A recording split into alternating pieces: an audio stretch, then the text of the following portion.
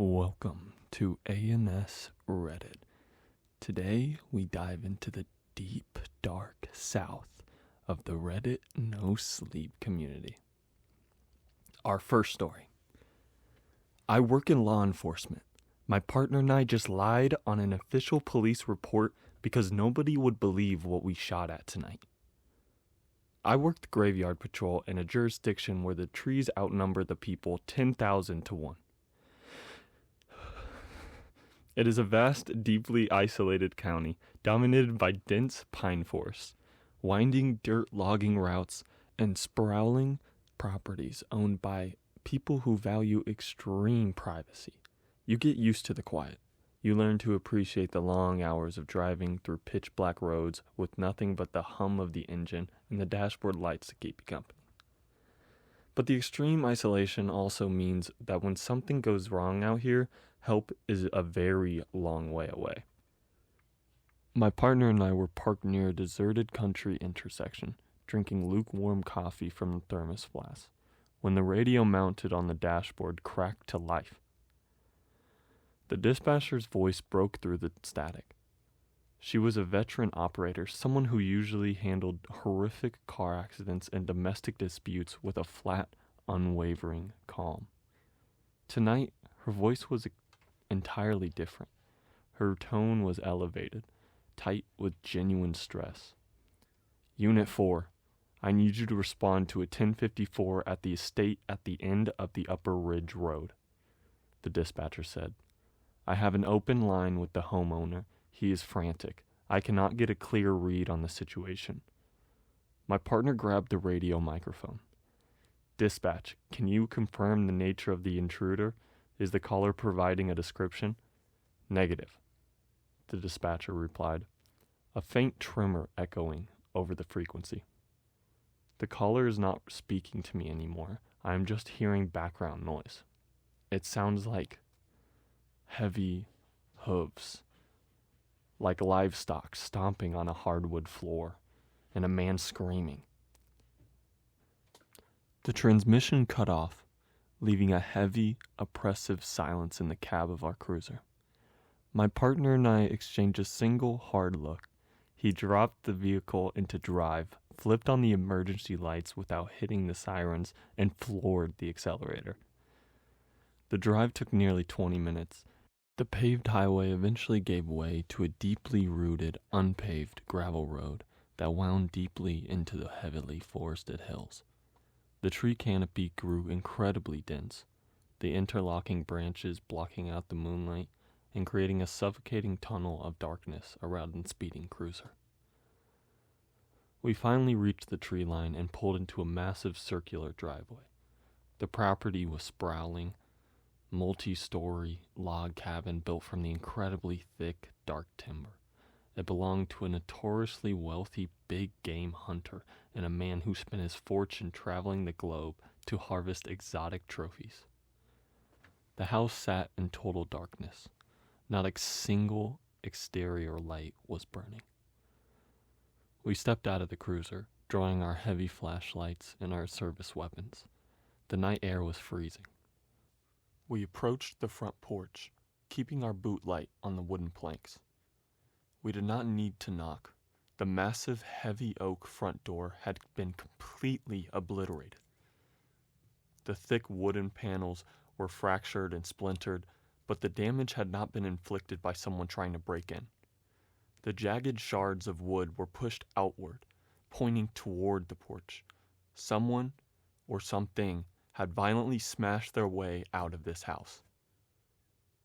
Someone wanted out in a hurry, my partner whispered, holding his weapon tightly against his chest as he swept his flashlight over the broken threshold. Or something pushed them out, I replied, keeping my voice incredibly low. We stepped carefully over the splintered wood and entered the cabin. The interior was a cavernous, vaulted space completely dedicated to death. The walls were lined top to bottom with an absurd collection of taxidermy mounts. Massive grizzly bears stood in the corners, permanently frozen in aggressive, roaring postures. Timber wolves stacked across the upper lofts, and dozens of heavily altered deer heads protruded from the dark timber walls. Our flashlight's beams swept across the room, catching the reflections of hundreds of polished glass eyes, staring blindly back at us from the dark. The air inside the house was thick and stale, smelling heavily of formaldehyde and flesh, pooling blood. "Clear the ground floor," my partner ordered, moving slowly toward the kitchen archway. "Keep your angles tight. Whatever did this could still be in here." I moved toward the massive stone fireplace dominating the center of the living room. The heavy leather furniture had been tossed aside, the heavy coffee table turned over and splintered. I found the homeowner resting against the base of the stone earth. He was dead. The scene was incredibly brutal. His chest and abdomen had been violently gored, punctured by multiple deep, jagged wounds that were entirely too wide and ragged to have been caused by a knife or spear. The fabric of his flannel shirt was shredded, soaked through with dark blood that had pooled heavily onto the rugs beneath him. His eyes were wide open, locked in an expression of terror. "I have a victim," I called out softly. "He is gone. Massive puncture trauma." My partner emerged from the kitchen, stepping carefully around the overturned furniture to reach my side. He aimed his light down at the body, his jaw setting into a hard, rigid line. If this was a bear or a feral animal that got inside, we would see muddy tracks. My partner said, sweeping his flashlight across the pristine hardwood floors surrounding the pool of blood. "There is no mud. There are no paw prints leading to the door." I lowered my beam to the floor, tracking the space immediately surrounding the victim. My partner was right. There were no tracks. However, there was a distinct, highly unusual trail leading away from the body toward the dark hallway branching off from the living room. It was a trail of dry, yellowed synthetic stuffing, small clumps of brittle animal hair, and thin rusted pieces of sharpening wire. I followed the trails of debris with my light, letting the beam travel slowly up the adjacent timber wall. The wall was decorated with a series of framed Polaroid photographs. They featured the homeowner standing proudly in this exact living room, holding a hunting rifle, posing beneath his various trophies. I looked closely at the photograph positioned directly at eye level. It showed the man smiling widely, standing beneath a truly massive, record-breaking elk, mounted on a heavy wooden plaque above the stone fireplace. I immediately raised my flashlight, aiming the concentrated beam directly at the space above the stone earth. The heavy wooden plaque was secured and bolted to the timber. But the plaque was entirely empty. The iron bolts that normally secured the mount had been violently ripped outward. "The elk is gone," I said, a cold knot forming rapidly in my stomach. "What are you talking about?" my partner asked, keeping his weapon aimed down the dark hallway. "Look at the picture on the wall," I insisted, pointing my beam at the photograph and then back at the empty wooden plaque. "Look at the mount. It was ripped off the wall." Before my partner could process the missing trophy, a sound echoed from the deep darkness of the hallway. It was a heavy thud. Clop, clop, clop. It sounded exactly like hard, solid hooves striking the wooden floorboards, moving a heavy, unnatural, dragging gait. We immediately raised our weapons, aligning our flashlight beams perfectly down the narrow corridor. "Police department, show yourselves right now!" my partner yelled, his voice booming aggressively through the silent, cavernous house. The clopping sound stopped. A shape stepped out slowly out of an adjacent side room, entirely blocking the hallway. My brain completely rejected the visual information entering my optic nerves. It was a patchwork, horrifying abomination of stitched flesh and wire.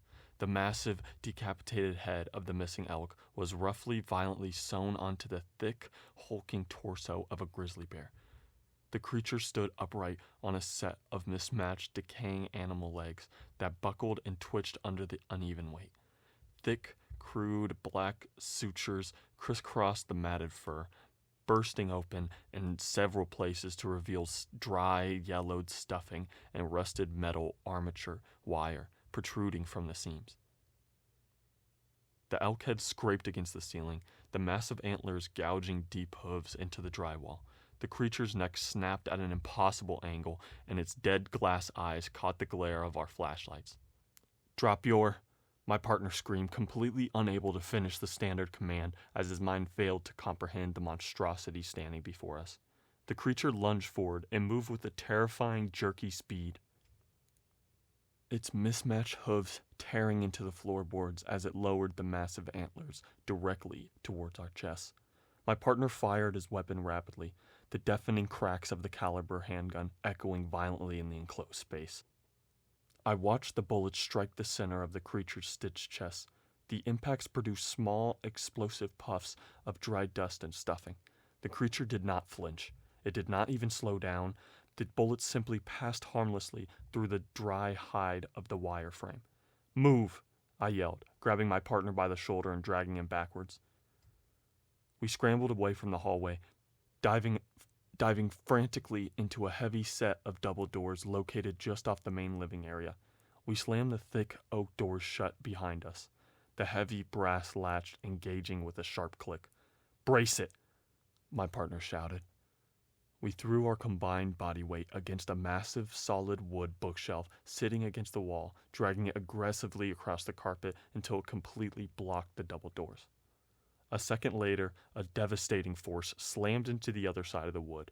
The oak doors groaned violently, the hinges straining and protesting under the immense weight of the creature attempting to batter its way inside.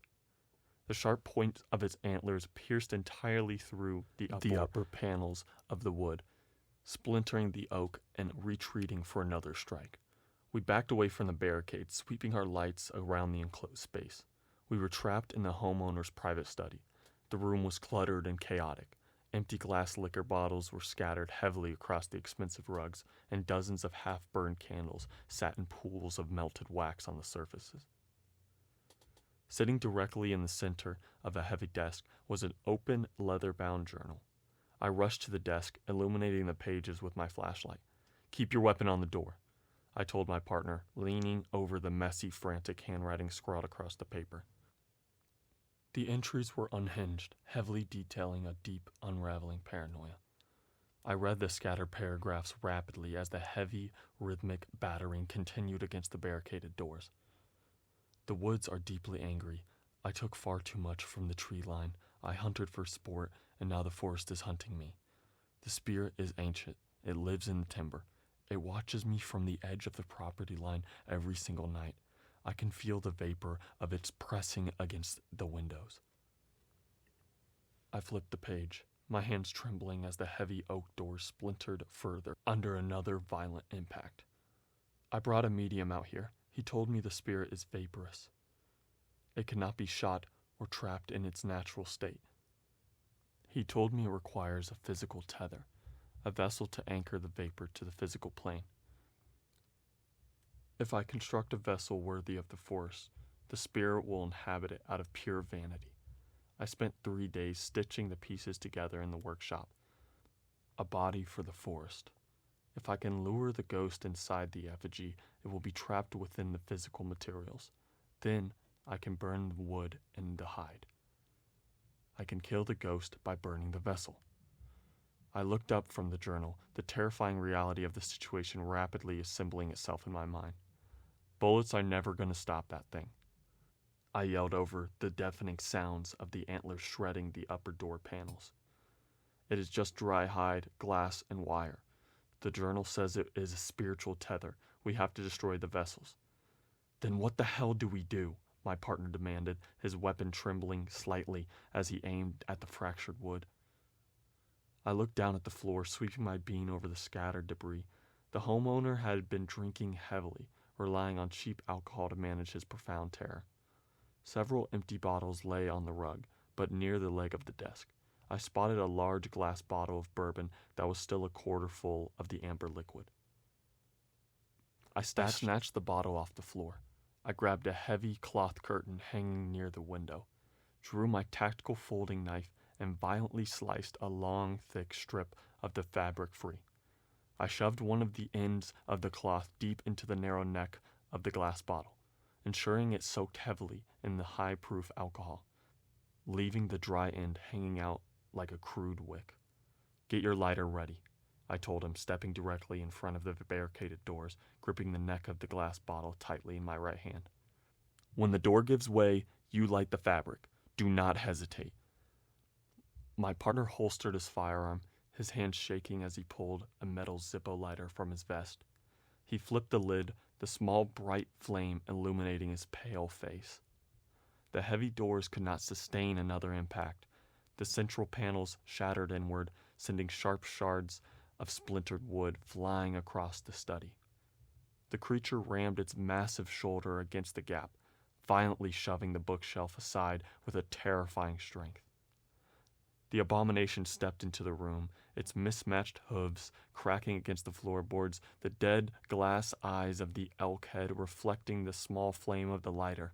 It lowered its massive antlers, preparing to charge directly at our chests. "Light it!" I screamed. My partner thrust the lighter forward, touching the open flame directly to the alcohol-soaked strip of the curtain fabric. The cloth ignited instantly, a bright, aggressive line of fire racing down toward the neck of the bottle. The creature lunged forward, its jaws snapping violently in the air. I stepped directly into the charge, winding my arm back and threw the glass bottle directly into the center of the creature's matted chest. The thick glass shattered explosively upon the impact. The alcohol coated the dry, brittle fur and the exposed, yellowing stuffing protruding from the bursting sutures. The burning wick met the highly flammable liquid in a violent concussive whoosh. The entire creature ignited like a massive candle. The dry hide, the ancient preservation chemicals, and the synthetic stuffing caught fire instantly, creating a towering, roaring inferno in the center of the study. The creature thrashed violently, its hooves stomping chaotic rhythms against the burning rug. The massive antlers tore blindly into the drywall, ripping heavy chunks of plaster free as the fire rapidly consumed the stitched flesh. An inhuman, echoing shriek filled the enclosed room. The sound was deafening, vibrating deep within my teeth and skull. The vessel rapidly collapsed under the intense heat. The burning hide withered, the legs buckled, and the massive monstrosity crashed heavily to the floor, instantly reducing to charred, smoking heap of blackened wire, melted glass, and gray ash. The oppressive atmosphere within the cabin vanished instantly, leaving only the choking smoke of a fire. We did not wait to investigate the ashes. My partner grabbed his fire extinguisher, aggressively dousing the burning rug to prevent the flames from spreading to the timber walls, and then we ran. We sprinted out of the study, navigating blindly through the dark living room, past the gored victim, and burst through the splintered front doors into the freezing exterior. We sat leaning against the cold metal of our cruiser, gasping for clean air, waiting for the state police and the fire department to arrive. We meticulously coordinated our official statements. We wrote exhaustive reports detailing a severely chaotic scene, an unknown human intruder who fled into the dense tree line, and an accidental fire caused by the homeowner knocking over candles during a violent struggle. We entirely omitted any mention of a walking stitched freak. The state detectives accepted the narrative without question, attributing the brutal, wide puncture wounds to a specialized exotic hunting weapon wielded by the unknown assailant. The estate was heavily processed, and the massive collection of hunting trophies was eventually boxed up and scheduled to be auctioned off to a private collectors to cover the deceased man's substantial debts. I am posting this here today as a desperate warning to the public. If you are an amateur collector, or if you frequently purchase high estate sale hunting trophies, you need to understand the danger of bringing those items into your home. You do not know what kind of energetic tether the taxidermist bound to the hide, and you do not know what kind of spiritual vapor might be utilizing the glass eyes to watch you sleep. I know this because before the state detectives cleared the scene, I utilized my authority as the responding officers to securely impound one small item from the house to serve as a baseline forensic sample of the homeowner's preservation materials. It was a small, perfectly preserved, stuffed red fox. I placed the evidence bag firmly on the left side of my desk at the precinct before my shift ended. I went down the hall to get a cup of coffee. When I returned to my desk 3 minutes later, the sealed evidence bag was shifted on the extreme opposite side of my desk, and the fox was facing the other way. Wow. I mean, what a story that was, guys. That one's definitely got me on the edge of my seat. I'm sleeping closer with my best friend tonight, that's for sure. Keep that pole nearby. Now, this next one, be prepared. My team got called to a supermarket that was abandoned for 10 months. The call came in after we had already gone to bed for the night. Our station's blaring loudspeaker alarm forced me to rocket out of a state of half slumber and sit up in my bunk. The words "fire response" came over the same loudspeaker as I looked at the alert of my phone and saw that only about 30 minutes had passed since I had closed my eyes. My phone read, "Forcible entry, victim trapped inside of building," followed by an address that I didn't think anything of at the time. I wasn't terribly tired. I never really drifted into a deep sleep while doing overnights at the firehouse, and so I was able to step out of my bunk and quickly make my way to the gear room without having to shake off too much grogginess along the way. It was a cold night in the dead of winter, but my usual bunk room always feels like it's about 100 degrees in there, so I had gone to bed the night in my usual attire of black gym shorts and a gray t-shirt.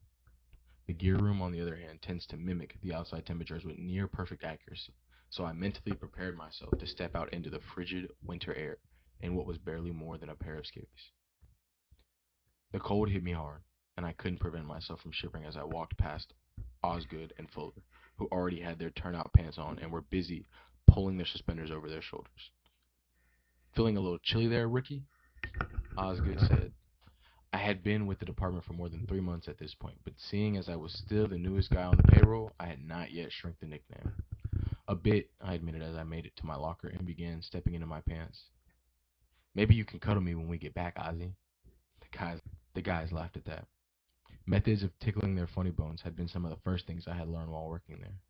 Once we all had our pants on, we grabbed the rest of our gear and began walking into the apparatus bay.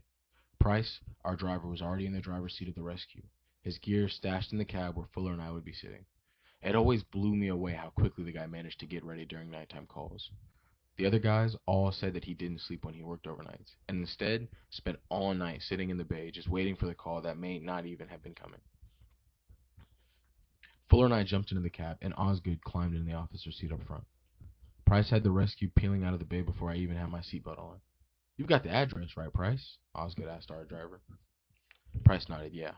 "Do you recognize it?" "Yeah," the driver said again. "How could somebody possibly be trapped in there?" "I don't know," Price said, "but I don't like it." "What's so weird about that address?" I asked, confused by their conversation. "It's the address of that supermarket that shut down a while back," Fuller said. "Not just shut down," Osgood said. 10 months ago, it was completely abandoned out of the blue. It has been closed up ever since. There's no way somebody could be trapped in there." "Maybe some teenagers broke in or something," I said. "What do the notes say?" "Somebody called 911 and said they were stuck," Osgood explained. "They said I can't get out a handful of times before they hung up the phone. Dispatch couldn't get any other details from the caller before the line got disconnected." "Maybe it's somebody pulling a prank," I offered. Fuller shook his head. "The notes say the call came from the landline in the office at the back of the store. Whoever made the call definitely made it from inside the building." Price partially glanced in Osgood's direction while he drove. "So what's the plan then, officer?" Osgood, eventually not finding anything useful in the digital system while browsing through the tablet sitting in front of him on the dash, flipped through the binder of old pre-plans resting on his lap. When he found the page he was looking for, he took half a minute to skim its details. "We'll pull around back and enter through the door in the rear," he eventually said. "You boys back there good to do some forcible entry?" "Yeah," Fuller said. He looked at me. "You take the Halligan. I'll take the axe." I nodded. "All right." Our conversation went dormant as we continued our way to the scene of the call. The frigidity from the outside world seeped into the cab as we drove, and I soon found myself shivering once again. Pulling on my turnout coat helped the cold some, but I still found myself wishing desperately that I could be back in that 100-degree bunk room. I silently resented whoever had called us out here on such a brutal winter night. We were almost certainly in the midst of being pranked by some kids. With any luck, we would arrive on scene and find them outside without ever having to enter the building. where we could quickly scold them for wasting emergency resources before returning back to the warmth and comfort of our station. We still had a long, cold night ahead of us, and I prayed to God that this would be our only call before my shift ended at 6 a.m. Osgood looked at Fuller and me in the rearview mirror. "Get your packs on now, boys," he said. "I want everyone on air. We ain't taking any chances with the air quality in this place, considering how long it's been sealed up." "You think it's going to be dangerous in there?" Fuller asked.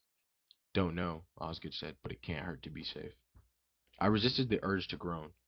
Going on air meant we'd have to refill the cylinders when we got back. Of course, we could have just slapped fresh tanks into the SCBAs and left the used ones in the engine bay until morning. But if Osgood did insist on refilling them right away, then Price most certainly would. Our long night just got a few minutes longer. Osgood, Fuller, and I all pulled our SCBAs over our shoulders and began tightening the straps. Price's pack was in a compartment just outside of the driver's side door, so he wouldn't be able to get it until we arrived. None of us pulled our masks on yet. We knew we would likely have to force the rear door, and we didn't want to fog up the face coverings with the effort. We arrived at the Stirrup Mall, where the abandoned supermarket lived, and had to drive the length of the shopping center before we could loop around to the rear side. Much like our destination, most, if not all, of the storefronts along the strip appeared to be devoid of business. It was difficult to make out any details in the dark, but from my spot in the cab, I could see that several storefronts lacked any kind of signage or branding out front, and those that did possess these things looked to be in varying states of disrepair. The road we drove on, as well as the parking lot on our left side, were riddled with potholes that were stared down upon by row after row of completely dead or rapidly flickering streetlights. The entire place felt incredibly eerie. It was as if we were driving straight into an apocalyptic hellscape that existed only a few short minutes from our fire station. Price pulled around back, and we disembarked from the rescue. Osgood approached the rear of the supermarket while Price pulled on his SCBA. Fuller and I grabbed a set of irons from the rescue tools compartment on the truck. We had also each grabbed a flashlight from the cab of the apparatus before stepping outside. They hug from our sides by their straps and gently bump against our hips as we approached the structure. The building's rear wall was constructed of old, faded, crumbling brick. A single loading dock, complete with rusty iron shutter, was carved out of a section of the wall. A couple of yards from the dock was a small concrete platform, accessible by both a staircase and a ramp of the same material. A metal door existed at the top of the platform on the same wall as the shutter. Osgood was already standing outside of the door. Price was climbing the steps while Fuller and I approached with our tools. I followed Fuller up the stairs to the platform and stepped forward, ready to shove the fork end of my Halligan into the door frame. Price stopped me by placing a firm hand on my shoulder before shaking his head. "Don't they teach you to try before you pry anymore, rookie?" he said. I frowned, taking a step back. "They do," I said sheepishly. "Sorry." Osgood laughed. I guess you can't blame the guy for being a little eager. He wrapped a glove hand around the door's handle, gripped the latch, and pulled. Much to my surprise, the door put up no resistance as it came away from its frame. Osgood noted my change in expression and grinned. "Don't look so surprised," he said. "The caller had to get in the building somehow, after all." "Yeah," I said. "I guess you're right." Osgood released his grip on the door and allowed it to fall back in place. "All right," he said. "Let's get on air and get this over with." We did as our officer instructed and pulled our masks onto our face before we opened onto our air cylinders. I heard my SCBA's low pressure alarm ring briefly, indicating new airflow before I attached my regulator to my mask. My next breath allowed a small blast of air to fill my mask and kiss my mouth and nose. Then we were all ready, and our breaths were coming in the form of slow, deliberate swallows. Osgood once again opened the door. Price stepped inside first, followed by Fuller, then me, with our officer bringing up the rear. The metal door groaned shut behind us, cutting off our portal to the outside world. All four of us clicked on our flashlights and began scanning our new environment with our beams. We found ourselves in a tight, dark hallway.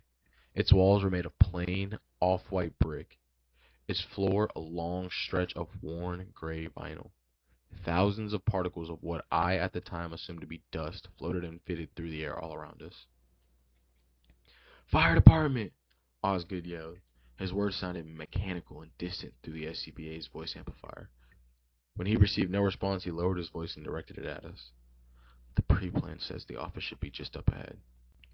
He led the way through the passage until we came upon a door on the wall to our left. It hung up slightly ajar. The space beyond it was bathed in darkness. This should be it, he said. Osgood slowly pushed the door open and allowed the flashlight attached to his turncoat to illuminate the space beyond the threshold. He then took a cautious step inside. "Fire department!" he called again. "Is anybody in here?" The rest of us stood in the hallway while our officer searched the office.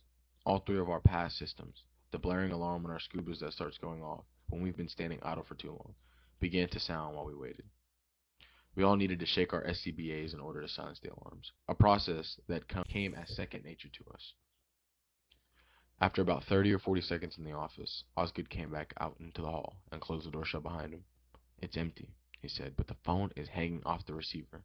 It's got a dial tone." "So then somebody actually was here?" I said. Fuller glanced down the hallway from which we had just come. "But why would they need to call 911 when they are this close to the exit?" Osgood shrugged. "Beats me, but I think somebody really did make the call from inside of this place." "Maybe it actually wasn't a prank after all," I suggested. "Might have been," Price said. "Didn't change the fact that we still have to search this whole damn place." "How's everyone doing on air?" Osgood asked. After confirming that we all had plenty of stuff left, he went on. "Let's get this over with. Then, if we're quick about it, we can finish our search without having to go back for fresh cylinders." He led us down the hall until we reached another metal door at the far side. This barrier was different from earlier one. He led us down the hall until we reached another metal door at the far side. This barrier was different from the earlier one in that it was already partially ajar. A strange fact, considering that the other door of the exact same type had closed on its own. This had evidently raised red flags for all four of us because we immediately began to share glances with one another that we all knew indicated our concern despite our faces being largely obscured by our masks. Osgood took a cautious step toward the door. He attempted to push it open, but he was immediately met with resistance. He then positioned his form against the barrier and gave it a forceful shove.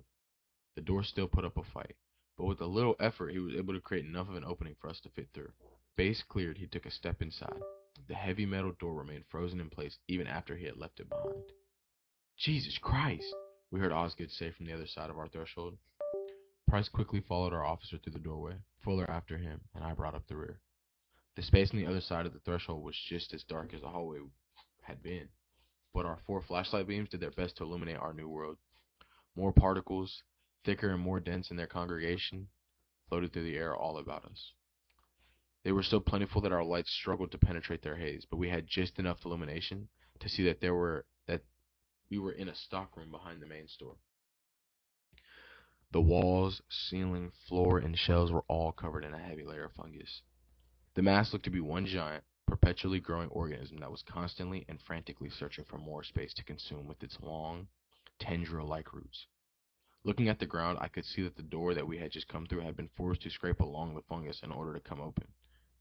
It was now held in place by the layer of fungus, which had glued onto the button of the door with the buildup of the material that had been scraped away. "What the hell happened in here?" I said. "Good question," Osgood said. "I've been in some nasty places in my day, but none have ever been quite like this." "I think we're good to get out of here now," Fuller said. "Anybody who made their way in here likely have been dead within minutes of breathing this air. This clearly isn't a rescue attempt anymore. If anything, it's a recovery." "All the more reason we need to press on," Price said. "If somebody is still alive in here, then we need to pull them out ASAP."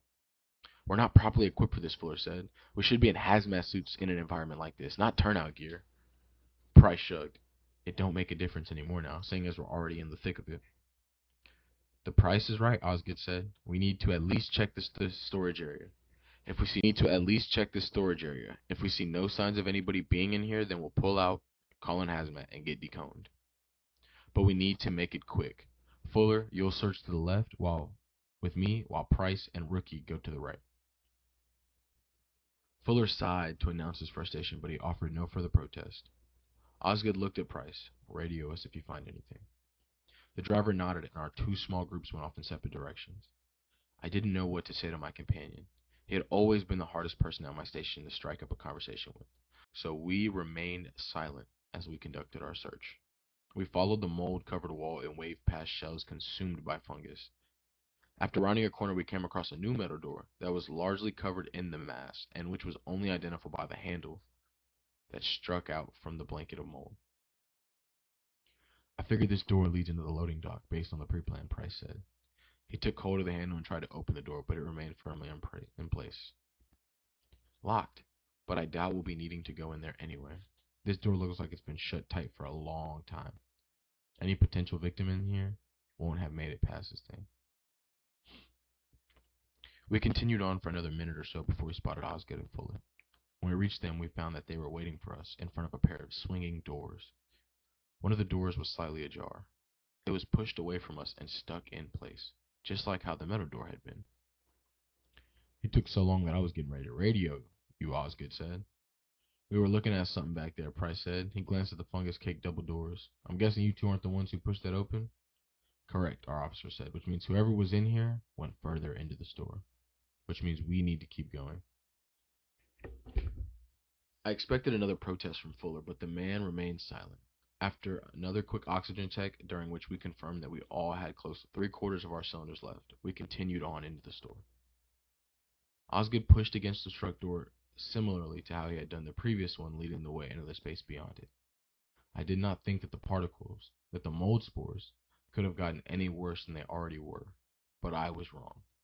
They were so thick and oppressive that I could hardly see beyond their dense curtain. The haze partially reflected flashlight beams back at me.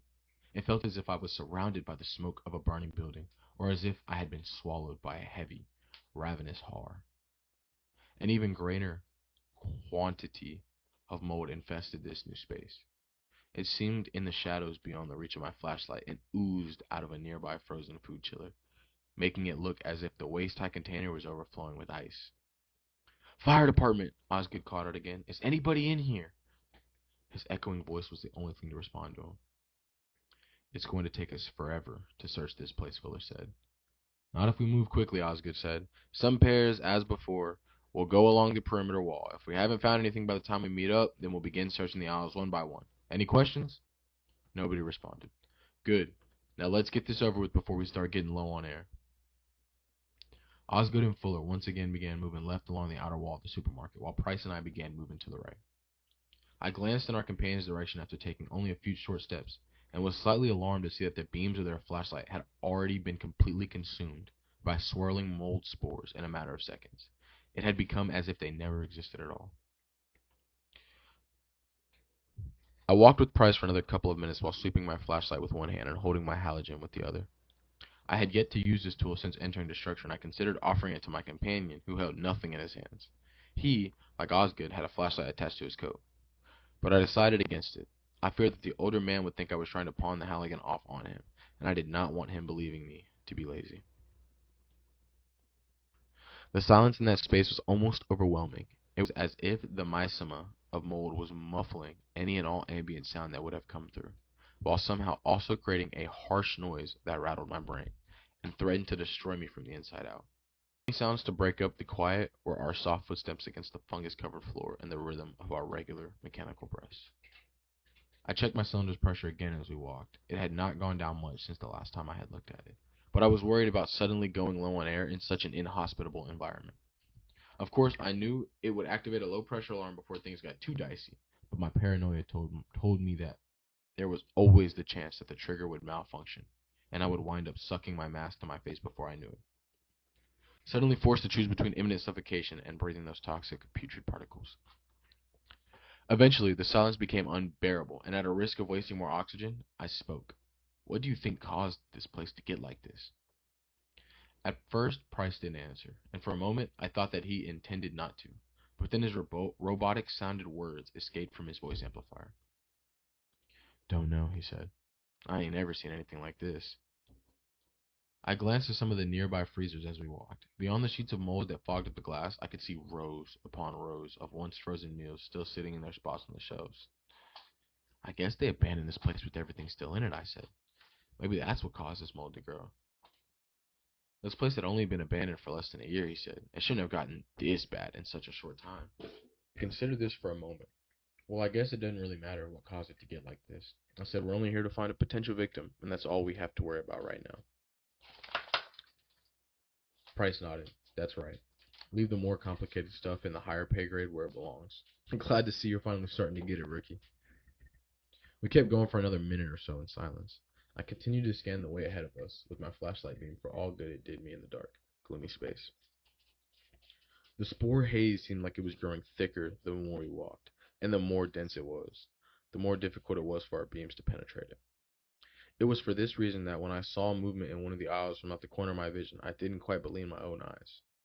I came to an immediate stop and turned my flashlight down the aisle in question. Price, looking at me, did the same. "What is it?" he asked. "I don't know," I said, "but I thought I saw something move down there." "A person?" "I don't know," I said again. "It could have been. It also could have been my eyes playing tricks on me. It's hard to tell in here." "We should check it out regardless." I hesitated. "Are you sure we should head off that path?" We told Ozzy and Fuller that we wouldn't start checking aisles until we meet up again. "It could be the victim," Price said. He brought his hand up to the radio mic strapped to his collar. "Price to Ozzy." There was a pause before Osgood's crackly voice came over the speaker. "Go ahead, Price." "The rookie thought he saw something down one of the aisles. We're going to check it out. We'll let you know if we find anything." "Copy that," Osgood said. "Just be careful." Price nodded as if the man on the other side of his conversation could see the gesture. "Always." The two of us began creeping down the aisle. Without thinking, I looked up at the sign above my head as I passed it. We were walking in the canned good aisle. Part of me wanted to chuckle. The items down that aisle would probably have still been edible, assuming one felt so inclined to dig them free of the layer of fungus that guarded them. I couldn't say the same for almost anything else in the store. "Fire department," Price called, speaking that familiar mantra. "Is anybody there?" Silence. Price and I got to the center of the aisle, right about to where I had seen the movement earlier. We searched around the place with our flashlights, but we turned up nothing. As far as either of us could tell, we were completely alone in that passage, surrounded on all sides by preserved foods covered in an ever-growing blanket of death. "See anything?" my companion asked. When I shook my head, he brought his hand up to his radio. "Price to Ozzy. Turns out it was a false alarm. We'll get back to our outer wall and continue our—" The sound of crashing glass behind us brought his words to an abrupt end. Price removed his hand from his radio as he and I turned to look in the direction from which we had just come. On the floor a few yards away lay what I could just barely make out to be a shattered jar, its contents spilling out onto the floor and mixing with the mold that lived there. "You all right, Price?" Osgood said over the radio. My companion ignored the question. Instead, he and I shared a brief glance before we took a cautious step toward the ruined jar. "Hello," Price said. "Is anybody that—" His words were replaced by a sudden shout at his feet were pulled out from under him, and he landed on his back from a terrible crash. Price began sliding along the moldy floor in the direction that we had just been facing. His yells were mangled by the harsh screech of his SCBA scraping along beneath his back. I rushed through the darkness after my taken companion, but he was moving far too quickly for me to keep up with him. He would have soon been lost to the shadows, but he managed to reach out and grab onto a shelf divider as he was pulled past it. The thing dragging him continued in its efforts, but he managed to hold on long enough for me to reach his side. Wrapped around his leg was a long, squirming tendril that stretched onto the shadows beyond where my flashlight beam could see. It fought desperately to rip Price free of his anchor, which it held on to for dear life, dropping my flashlight and allowing it to come to a rest at the end of its strap at my side. I took my halogen into both my hands and lifted it up to my head, before bringing the fork end down upon an angry tendril. Matter was severed from the matter, as both ends of the tentacle now free each other, withered on their own. The end wrapped around Price's leg released its grip as it began to violently contort on the ground. The longer section quickly darted away from the blow and disappeared into the darkness. I took my halogen into one hand and I used the other to grab Price by the arm. He desperately backed away from the twisting mass as I helped him to his feet. After taking a few moments to catch our breath, we cautiously approached Price's attacker. It looked to me, in the dim light of my flashlight's beam, to be a tendril of moldy, twisting flesh, an unholy union of fungus and meat. It continued to squirm on the floor, but without its main body to support its efforts were ineffective. "What the hell is it?" I asked. "I don't know," Price said, out of breath, "but we need to get out of here." I noticed a sudden hissing noise which prompted me to lean toward Price. My stomach sank as I realized that the sound was his quickly depleting air source. I think your cylinder ruptured when that thing attacked you. I said, we need to get you outside. Not until we find the others, Price said. We can both go off of your cylinder for a bit if we need to. He quickly changed the knob on his radio. I'm going to contact dispatch, see if you can get a hold of Ozzy and Fuller. As he began his transition to the outside world, I brought my head to my own radio mic and pressed the button to begin transmission. This is Search Team 2 to Search Team 1, I said. A few moments of silence during which I did not receive the go-ahead to speak. Come in, Ozzy. Are you there? I was met with further silence. Oz, man, Fuller, are either of you there? I can't get in touch with dispatch, Price said. Something must be blocking the signal. No good on reaching the others, I said. Damn it. And we're just going to have to. A horrible, screeching wail suddenly came blaring through both of our radios. It was so loud that we could hear the original sound coming from the other side of the building. The radio was unnecessary to broadcast that cry of primal, desperate distress. That sounded like Fuller, Price said as we both looked in the direction of the scream. He had hardly finished his sentence before the blaring alarm of a pass device shattered the atmosphere all around us. Price did not even glance my way before he took off in that direction of the shrill noise. I offered one final glance at the still squirming tendril of flesh before rushing after him. I squared up next to my companion, and together we sprinted out of our island toward the source of the commotion. The pass alarm grew in volume and intensity as we ran, until it finally reached its final, ear-splitting evolution. We rounded a corner and soon found ourselves in the midst of its mighty, overwhelming song. The song was coming from the space that had once served as the store's meat department. A gigantic mass of writhing, undulating, mold-infested meat grew from the remnants of the department's display case, which had long since ruptured from the pressure created by the abomination that now grazed upon. The misotic mound of once flesh squirmed and lurched as its Stygian body continued to intrude into the space beyond the display. We quickly spotted the source of the pass alarm, the meaty silhouette of one of our companions.